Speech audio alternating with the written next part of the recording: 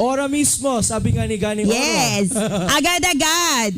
At ito na, Coach A, puntahan na natin si Eva. Correct. Napakaganda ng boses. Nako, very talented. At mga kaibigan, hindi lang sa singer, siya rin po ay katulad naming isang guro. Singing teacher. Singing teacher, Eva. Eva, Ito ang baguhin. tanong. Oo. Ano ang istorya ng buhay mo? Yan na, nagsimula agad tayo. Sorry. Sabi niya, pwede bang kumanta na lang ako? Pwede ba? Balik na. Actually, I'm a licensed English teacher by day. Wow, licensed English teacher. Hiyang-hiya ako. Narinig mo yun, license. License po, mga kapatid, mga classmates. Ibig sabihin, meron siyang karapatan. Saan po kayo nagtuturo ngayon, Teacher Eva?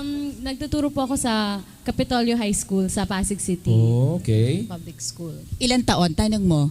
Ikaw na magtanong, 5 Coach. years. Sabi mo na yan. 5 years. 5 years. Sabi ko nga may staying power. I have a moment kanina with Eva. Actually, she's from DCAP, diba? Nakakatawa, diba? Singing teacher. Diba? Yung singing galing kay tatay. Ang pagiging teacher kay nanay. Galing kay nanay. Combine. Aba. So, tatanungin ko sana, Coach, bakit niya naisipang magturo sa dinami-raming profesyon sa mundo? Bakit pagtuturo? Ay, maganda sagot niya dyan. O, Sige nga. Eva.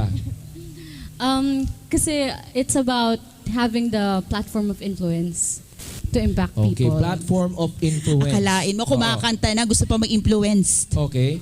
And then? Kasi like, we all have the chance to touch other people's lives. That's right. Diba? As a teacher, we can build a person or break a person if we want to. I love so, that. So mamaya makikita natin sa bumper natin, sila Marge ang ating production, ilalagay yan. Teaching can either Make or break a a person. Aba, maganda. So kung mag-influence ka na lang ng tao, di syempre positively, nasayang naman, di ba? Oo. We only live once. So we make use of what we have, the most of what we have. So that's something that gravitated me towards teaching and as well as singing. It's about making use of what you can do, the influence you have to inspire people. Yeah. Coach A, I know you have many questions. Just one before Coach A, no? Kailan ka nag-start naman sa singing career mo? I began singing kasi na-expose ako ng singing. Siguro I was very young pa. Since I was, Mga tipong 1-year-old kumakanta na. 3 naman daw. mga three. Okay. Kasi since si tatay nga mahilig din sa pagkanta at sa paggitara, maaga ko na-expose sa kanta din. So, yun, mga early age of 3. Siguro kumakanta-kanta na kahit mali-mali pa yung lyrics at tono, yan, nagsimula na sa ganong age. Eva, baka gusto mong ikwento sa kanila, anong tinuturuan mo ngayon? At bakit yon? Ang tinuturuan ko po ngayon ay grade 9. Grade 9. Wow. At Grade 9 English, mga teenagers na maraming hugot sa buhay. ayan, kaya ang mga estudyante mo dapat nanonood ngayon. Sinabihan mo ba sila? Actually, sinabihan ko sila. Oo. Sige, Plus mamaya 5 po. babatiin natin ang mga estudyante ni Evang May nanonood. plus 5, Teacher Plus Burns. 5. Oo. Oo. Yung mga nanonood din ba sa'yo plus 10? Sa Wala kanya po. plus 5. Sa mga estudyante ko pala ng grade 8 sa Paref Northfield School for Boys, wala po tayong plus points, pero manood po kayo dahil marami kayong matututunan. Maraming plus to sa buhay. Oo, plus sa buhay, hindi po sa points, no? Oo. Si Teacher Eva, no, sabi niya kanina, si mother niya bala, 22 years ng preschool teacher. So Saan to, Coach? Sa Barangay Preschool din, Capitolio Daycare Center. Alam mo, Okay. Teacher Burns, ang one thing that I think we have to, I admire with the family is simpleng buhay, humble beginning, but they're so proud of it. And sabi nga niya kanina, ang parents daw niya, sobrang matulungin. So mukhang yun yung nakuha niya. Kaya sabi niya, in every way possible, tutulong siya.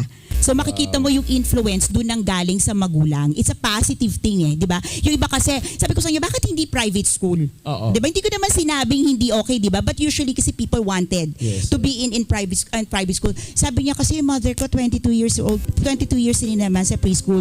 Ganun din, government and public. And I believe that's what we need as well. Okay? And bakit ulit English? Maganda rin ang sagot niya. Okay.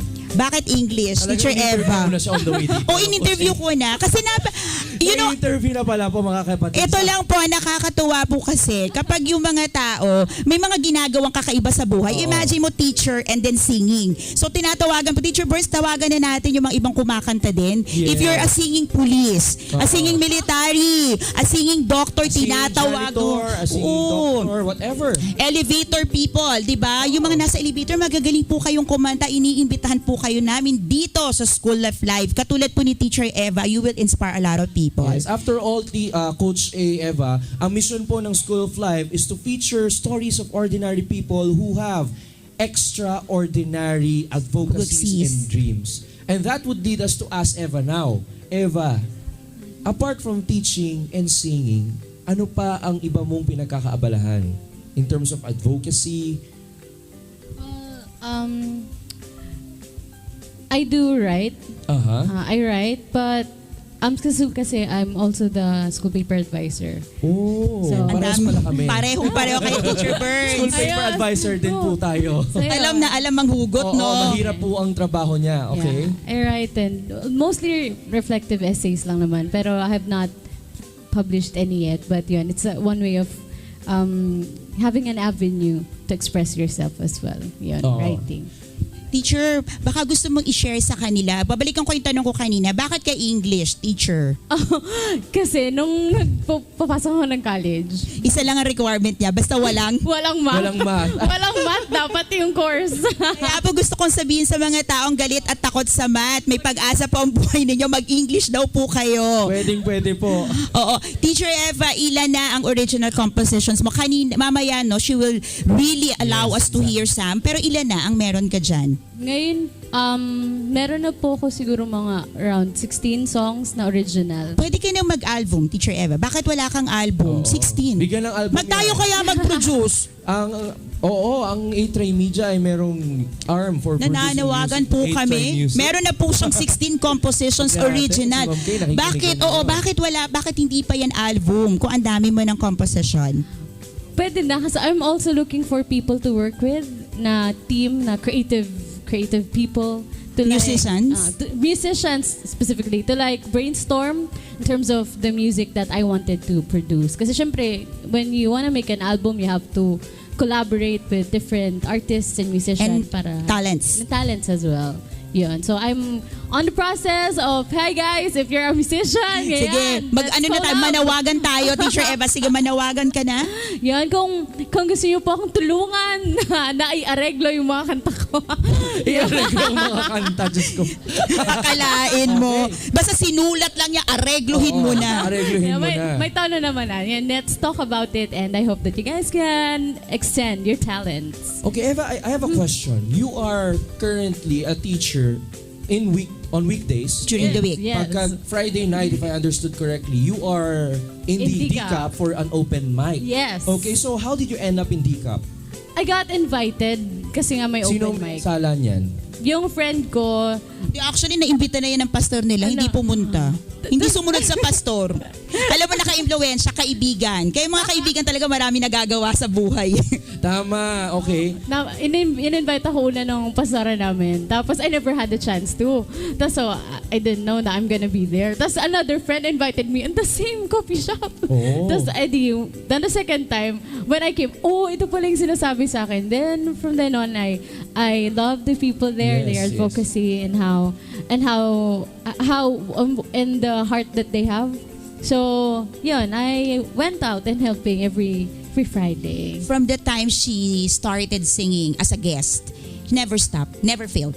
Every week, she would be there. So if you want to catch Teacher Eva, Yeah. sing more, as in long hours. Okay? See and catch her at DCAP Coffee Actually, Republic. nung una ko pumunta mga classmates sa DCAP Coffee Republic, pagkakit ko pa lang sa hagdan, naririnig ko may kumakanta. Akala ko, ako ay nakikinig lang ng radyo.